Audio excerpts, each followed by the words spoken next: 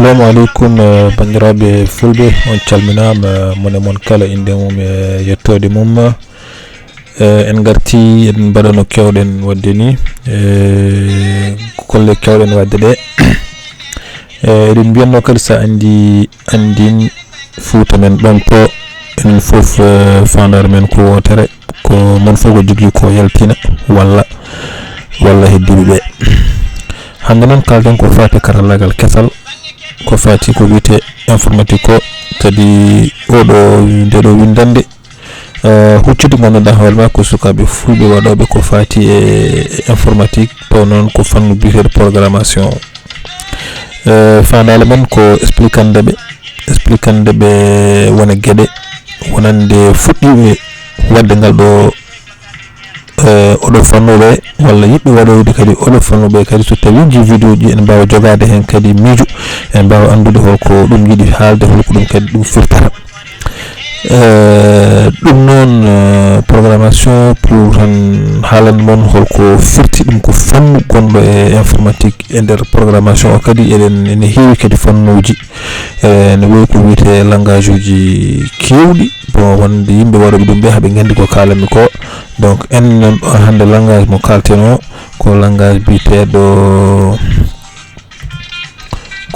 biteɗo PHP donc ko PHP yimɓe mbaɗata oɗo langage ko langage kewɗo hutorade oɗon gandi pour so oɗon jiiɗi wadde ko wayno site web en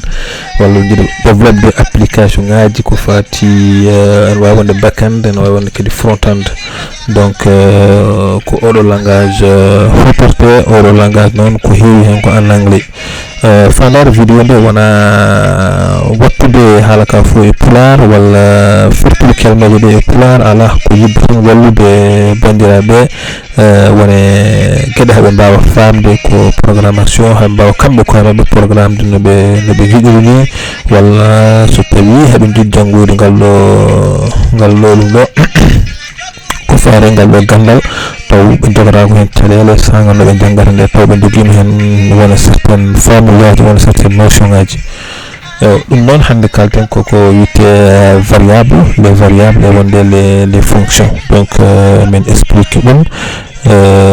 mami haala ɗum kadi so tawi jiiɗi hutorade ngal ɗo oɗo langage holko poɗɗon jogade bon wonande yimɓe kam anduɓe ɗum seeɗa ɓe walla meɓe hutora ɗum seeɗa ɓe oɗon gandi ko ɗum cohla kala ko wiyete WAMP serveur mais nas tawi to on ƴeewi vidéo ji men ɓennuɗi en kalino hen ko fati WAMP serveur de kalanɗen WordPress donc adi fo il faut ƴeewon WAMP serveur installon ɗum ene téléchargé c'est gratuit donc oɗon mbawi installde ɗum et puis so tawi on installe ɗum ene walla moon wadde exécuter les codes PHP donc oɗon gandi PHP ko langage mais il faut jogoɗon quelque chose qui permet de interpréter ce code là enfin mais c'est-à-dire qui permet de lire ce langage là comprendre ce langage et l'interpréter donc là il faut vraiment dañon Apache so tawi on dañi WAMP Apache nan nder hen anani donc Apache ko serveur o e navigateur o noon ko client ko ɗon woni ko jiiyaton résultat ji ɗi e kala ko fati noon donc hande oɗon cuhli installde ko wiyete WAMP pour installde ko wiyete WAMP ne weewi on mbaɗat ni tan on jahat don to Google mbaɗon par exemple WAMP tapon WAMP serveur son tappi WAMP serveur donc eɗen mbawi arde oɗo lien gadano tap cliquon hen donc voilà so tawi on jii ndeɗo felantinere oɗon wawi installde kala ko wiyete WAMP donc cliquon sur télécharger so tawi on clique sur télécharger mon ndi joni felantinere wonde uddito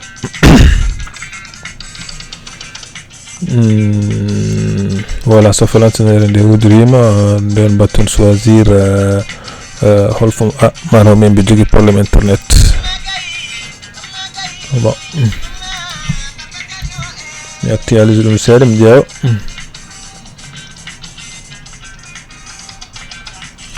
voilà ɗo gonen koye site nana so tawi on jii dow ɗo gonen ko site Altroway ko site d'hébergement mais ko site société woni ko France donc kamɓe haɓe jeeya ni créé ko wiyete WAMP ko bon qu'est-ce qui se passe ganda donc voilà ko ɗo gonɗen eɗen mbawi wala so tawi on tellima lesni on jiiɗo fof ko WAMP serveur wonɗo. Donc avec WAMP serveur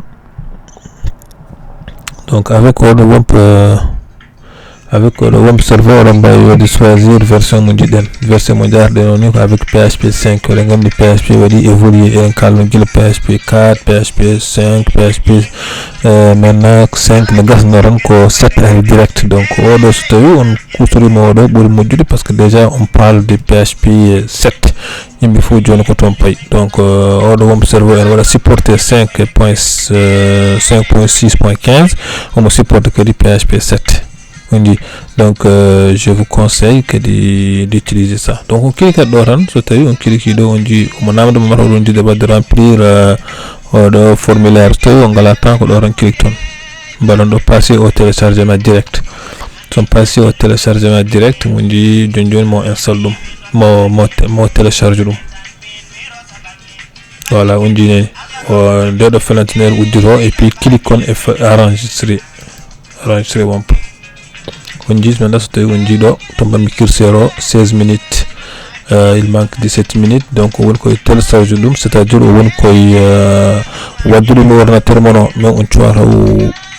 installe ɗum. C'est une fois que c'est fait ko nden mbawata on ji ene heddi temps seeɗa sene nanga kadi temps waktu seeɗa pour télécharge pour enregistrer ɗum parce que affaire o waɗi ko 89 mégas. Voilà. Donc ɗo ɗo mbawi sabbade so tawi on cabbima ha affaire o nuirno ha affaire o gasa nde puɗɗorɗen ɗum ɗo nde puɗɗoɗen hollude mon holno installirte. Bon installde ne weeɓi ha maayi min nde wonno mbiɗa jogui ɗum so tawi joni mi uddi ɗeɗo palanteneje on jii ko nini ko ɗum woni WAMP ko mbammi ɗo jiiton ɗo ko ɗum woni WAMP. So tawi on clique mon dañi hunde ko wayni on clique hen tan suivant ha gasa jogoɗon e bureau he oɗo. Donc so tawi jidde marde ɗum noon so tawi on installe on gasni on clique hen. So tawi on clique hen ɗo mbo yon wuy so tawi on mbi wuy noon nan kadi on jiiwo ara ɗo ɗo normalement foti wonde ko vert nani kono ƴeewen so tawi en marche garon local host. Voilà ɗo joni eɗen ɗo goni joni ɗo joni ko kala projet ji jogui ɗon ko ɗo wonata min joni ɗum ɗo fof ko projet ji ɗi créemi. Donc ɗiɗon projet ji fof mbammi ɗum koye local. Donc du coup son exécuté tan oɗon mbawi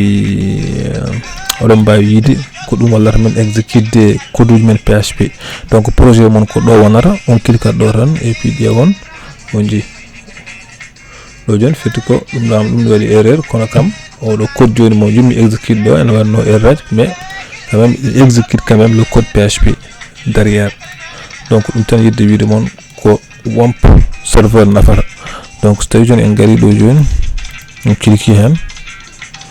eɗen mbawi kadi PHP MyAdmin parce que e nder WAMP serveur eɗen mbawi kadi créer ko wiyete base de données on ji PHP MyAdmin ko ɗo monto créer ɗon base de données o ɗum kadi WAMP ne walla mon on ji ko ndeɗo falantinere ko ɗo mbawa ton créer base de données on ji mbiɗ ɗum ɗo fof ko base de données ji. So tawi oɗon jiiɗi créer base de données mais kadi nouvelle base de données on clique sur nouvelle base de données tan créer ɗo base de données mo jiɗɗon o. Donc ni WAMP serveur sifori ko adi fof eɗen mbaɗa hunde taw il faut ko adi ko eɗen mbaɗa hunde il faut taw ko ma onon koye mon installon ko wiyete WAMP serveur ko ne mbawen jokkude golle. ɗum noon mi acca mon no wiyatano mi acca mon installon WAMP serveur et puis mi wiya mon kadi on calminama. Vidéo goɗɗo taw ko en installe WAMP serveur et puis yimɓe puɗɗo kala ko fati e variable. Merci on calminama.